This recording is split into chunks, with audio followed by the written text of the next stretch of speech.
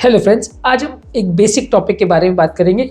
Hypertension क्या है और ये क्यों होता है, ब्लड प्रेशर बेसिकली होता क्या है और किस तरह से ये बॉडी में आता है, कौन कौन से सिस्टम्स में गड़बड़ होने की वजह से आती है, बेसिकली पैथोफिजियोलॉजी क्या है।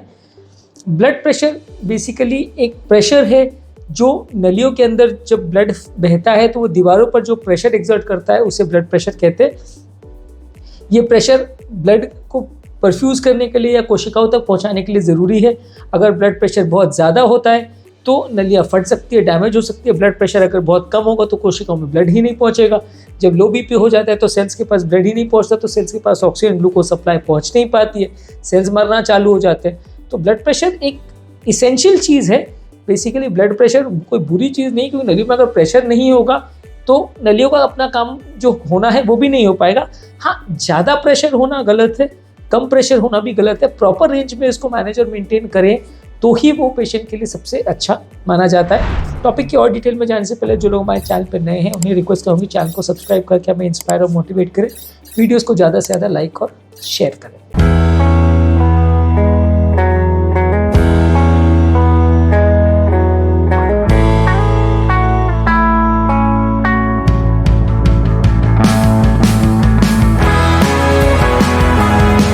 सबसे पहले देखिए, ब्लड प्रेशर जो है बेसिकली उसका मतलब ये है कि अगर किसी का एक्चुअल प्रेशर सिस्टोलिक अगर 120 से ऊपर जा रहा है और डायस्टोलिक अगर 80 से ऊपर जा रहा है तो वो प्री हाइपरटेंशन की कैटेगरी में चला जाता है। यानी 120 to 140 अगर सिस्टोलिक है यानी ऊपर का ब्लड प्रेशर, और नीचे का ब्लड प्रेशर अगर 80 से 90 के बीच में है तो उसको बॉर्डर लाइन या प्री हाइपरटेंशन की कैटेगरी में माना जाता है। इससे ऊपर अगर ब्लड प्रेशर जाता है यानी 140 से ऊपर सिस्टोलिक जाता है और 90 से ऊपर अगर डायस्टोलिक ब्लड प्रेशर जाता है तो उसको हाइपरटेंशन की कैटेगरी माना जाता है। उसमें भी स्टेज ए और स्टेज बी होता है, यानी 140 to 160 स्टेज ए में आएगा तो उससे ऊपर स्टेज बी में जाएगा। तो बेसिकली ब्लड प्रेशर ज़्यादा जो है अलग अलग कैटेगरी के हिसाब से होता है। ब्लड प्रेशर वैसे तो दिन भर वेरी करता रहता है, लोगों में भी टाइम टू टाइम वेरिएशंस इसमें देखने को मिल सकते हैं। अलग अलग टाइम पे ये कम ज़्यादा हो सकता है, इसीलिए अलग अलग फैक्टर्स को ध्यान में रखने की ज़रूरत है जब भी हम ब्लड प्रेशर को मेजर करते हैं। क्या हमने एक्टिविटी की, क्या हमने खाया, कौन सी दवाई ली, दिमाग में कितना स्ट्रेस है, बॉडी में कितना पेन है, क्या हमारे ओवरऑल मनस्थिति है, ये सारे चीज़ों के ऊपर भी हमारा ब्लड प्रेशर वेरी करता है और दिन भर में इसमें काफ़ी सिग्निफिकेंट वेरिएशंस दिख सकते हैं। ब्लड प्रेशर को बेसिकली एक साइलेंट किलर माना जाता है। ऐसा इसलिए है क्योंकि ब्लड प्रेशर ज़्यादा या कम होने के आपको बहुत ज़्यादा सिम्टम्स नहीं होते। हाँ, बहुत ज़्यादा अगर कम हो जाए ब्लड प्रेशर तो बॉडी थोड़ी ठंडी पड़ने लगती है, तो इसका आपको पता चल जाएगा। और ब्लड प्रेशर अगर बहुत ज़्यादा हो जाए यानी 200 के आसपास पहुंच जाए तो मे भी थोड़ा आपको सर दर्द या कमज़ोरी होने लग जाएगी। लेकिन मेजॉरिटी ऑफ द केसेस में ब्लड प्रेशर से रिलेटेड कुछ खास सिम्टम्स नहीं होते। लोगों को पता नहीं चलता है कि उनका ब्लड प्रेशर बढ़ गया है। जब ब्लड प्रेशर रिलेटेड प्रॉब्लम्स होने लगते हैं या वो सिस्टम डैमेज करने लगता है या लिवर, किडनी और ये सारे सिस्टम हार्ट को फेल करने लगता है, ज़्यादा या लो ब्लड प्रेशर दोनों ही, तभी लोगों को पता चलता है। तो ये काफ़ी कॉमन लोगों की अवधारणा या मिसकंसेप्शन है कि हमारा ब्लड प्रेशर जब ज़्यादा होता है तो हमें पता चल जाता है, हमको पता चलता है उसके बाद ही हम दवा लेते हैं, नहीं तो नॉर्मल टाइम तो हमारा ब्लड प्रेशर नॉर्मल ही रहता है, वो हमको वैसे ही पता रहता है। तो ब्लड प्रेशर ज़्यादा आपका जब बढ़ता है या कम होता है ज़्यादातर लोगों को पता नहीं चलेगा जब तक वो एक्सट्रीम स्टेजेस पे नहीं चला जाए। ब्लड प्रेशर जब बहुत एक्सट्रीम लेवल पे चलाता है और वो कॉम्प्लिकेट करने लगता है सिस्टम को, तभी लोगों को पता चलता है। ब्लड प्रेशर बेसिकली दो तरीके का होता है, प्राइमरी और सेकेंडरी हाइपरटेंशन। प्राइमरी हाइपरटेंशन का मतलब ये है कि बिना किसी कारण के किसी व्यक्ति को हाइपरटेंशन हो रहा है। काफ़ी लोग पूछते हैं साहब मुझे बीपी का प्रॉब्लम क्यों हुआ। मेजॉरिटी ऑफ द पेशेंट में जो बीपी होता है वो बिना कारण की होता है, बॉडी के हार्मोनल सिस्टम्स की गड़बड़ियों की वजह से होता है। तो इसमें कोई क्लियर कारण नहीं होता। सिर्फ 2 से 5% केसेस में ही सेकेंडरी हाइपरटेंशन होता है, जहाँ किडनी का बीमारी या कोई स्पेसिफिक बीमारी की वजह से ब्लड प्रेशर हो रहा है। बाकी 95 to 97% ऑफ द केस में ब्लड प्रेशर का जो प्रॉब्लम है वो बिना किसी कारण के होता है। उसका आप कारण ढूंढने भी जाओगे तो कुछ खास आपको मिलता नहीं है। ब्लड प्रेशर के डाइट के संबंधित हमने ऑलरेडी काफ़ी डिटेल वीडियोस किए, हमारे हाइपरटेंशन के प्लेलिस्ट में आप देख सकते हैं। ब्लड प्रेशर के लिए एक्सरसाइज पर भी हमने डिटेल वीडियोस किए और ब्लड प्रेशर के लिए मेडिसिन पर भी हमने डिटेल वीडियोस किए। ये सारी चीज़ें आप हमारे चैनल पर देख सकते हैं। उसके डिटेल्स में आज ज़्यादा नहीं जाएंगे। आज अगला आप डिस्कस करते हैं ब्लड प्रेशर किन कारणों से होता है। बेसिकली ब्लड प्रेशर होता है 4-5 मुख्य कारणों की वजह से। पेरिफेरल वैस्कुलर रेजिस्टेंस के बढ़ने की वजह से। इसका बेसिकली मतलब ये है कि ब्लड जो है वो नलियों के थ्रू बहता है। ये नलियों में जो दीवारें होती है वो अगर मोटी हो जाए तो वो नलियों पर एक एक्स्ट्रा प्रेशर क्रिएट करने लगती है, जिससे कि ब्लड को बहने में रेजिस्टेंस होने लगता है। और जब ये रेजिस्टेंस बढ़ता है तो हार्ट को भी एक्स्ट्रा काम करना पड़ता है उस रेजिस्टेंस के थ्रू ब्लड को पुश करने में। मान लीजिए ये हाथ में मैंने ताकत नहीं लगाई तो उसको धक्का देना बहुत ईजी है, पर अगर मैंने बहुत ताकत लगाई तो उसको फोर्स करने में, मुझे धक्का देने में ज़्यादा मेहनत करनी पड़ेगी। यानी अगर मैंने ये मान लीजिए दीवार है नली की और इसमें ये ब्लड कॉलम है, तो ब्लड कॉलम को अगर मैं धक्का दे रहा हूँ या उसको फोर्स कर रहा हूँ तो ये ब्लड कॉलम को और ज़्यादा मेहनत करनी पड़ेगी इस रेजिस्टेंस को हटाने के लिए। और अगर मैं कोई भी रेजिस्टेंस नहीं रख रहा हूँ, सिर्फ उसको हल्के से टच कर रहा हूँ, तो आराम से ब्लड बह सकता है, यानी इसको एक्स्ट्रा मेहनत नहीं करनी पड़ेगी। तो ब्लड कॉलम को कितनी मेहनत करनी पड़ेगी ये इस बात पर डिपेंड करता है कि उसके सामने कितना रेजिस्टेंस है या कितना अवरोध है। जितना ज़्यादा अवरोध उतना ज़्यादा ब्लड प्रेशर। इसके अलावा रेनिन एंजियोटेंसिन सिस्टम की डीएक्टिवेशन या अबनॉर्मल फंक्शनिंग की वजह से होता है। बेसिकली जब किडनी में कोई भी अगर ब्लड प्रेशर कॉम्प्रोमाइज़ होता है तो नॉर्मल किडनी का फंक्शन है कि वो रेनिन करके एक हार्मोन बनाता है। रेनिन जो है बॉडी में एंजियोटेंसिन 2 करके एक हार्मोन बनाता है, एक पदार्थ बनाता है। ये एंजियोटेंसिन 2 जो है वो एल्डोस्टेरोन बनाता है और ये बॉडी में नमक और पानी को रिटेन करता है।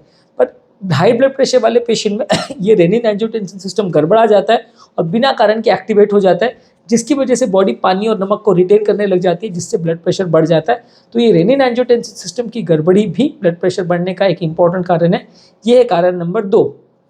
इसके अलावा सोडियम और पानी का जो कंट्रोल सिस्टम, बैलेंस जो सिस्टम है वो बहुत सारी चीज़ों पर बेस्ड रहता है। किडनी अगर प्रॉपर सही तरह से अगर काम कर रही है तो नॉर्मली वो पानी और नमक का बैलेंस को प्रॉपरली मेंटेन करती है।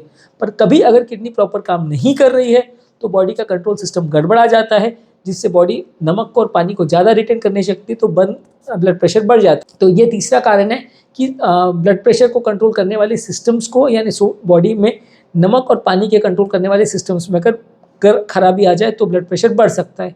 नेक्स्ट है एंडोथेलियल डिस्फंक्शन। अगर किसी को हो रहा है, यानी नलियों के अंदर एक एंडोथेलियम की एक लेयर होती है जो अगर एक्टिवेट होती है तो वो नॉर्मल नाइट्रिक ऑक्साइड बनाती है जो नली को डायलेट करता है, और अगर उसको नली को कंस्ट्रिक्ट करना होता है तो एंडोथेलिन करके हार्मोन बनाती है जो नली को दबाता है, कंस्ट्रिक्ट करता है। तो ये दोनों को बनाने का काम ये एंडोथेलियल सेल्स का काम रहता है। पर हाई ब्लड प्रेशर के पेशेंट्स में ये एंडोथेलियम के सेल्स प्रॉपर काम नहीं कर पाते हैं और वैसो कंस्ट्रिक्शन मटेरियल ज़्यादा बनने लगता है, वैसो डायलेशन करने वाला नाइट्रिक ऑक्साइड कंपेरेटिवली कम बनने लगता है, तो नलियाँ हार्ड हो जाती हैं और ब्लड के कॉलम पर ज़्यादा प्रेशर एक्सर्ट करने लगती है, जिसकी वजह से ब्लड प्रेशर बढ़ जाता है।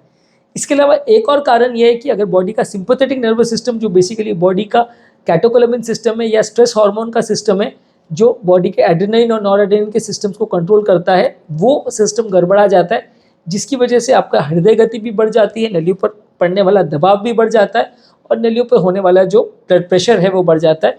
तो ये पांचों ही सिस्टम, यानी कि पेरिफेरल वास्कुलर रेजिस्टेंस का बढ़ना, रेनिन एंजियोटेंसिन सिस्टम का गड़बड़ होना, सोडियम और फ्लूइड के बैलेंस का किडनी लेवल पर गड़बड़ होना, एंडोथेलियल डिस्फंक्शन होना और सिंपैथेटिक नर्वस सिस्टम का गड़बड़ होना, ये 5 प्रमुख कारण है जिसकी वजह से ब्लड प्रेशर बढ़ता है।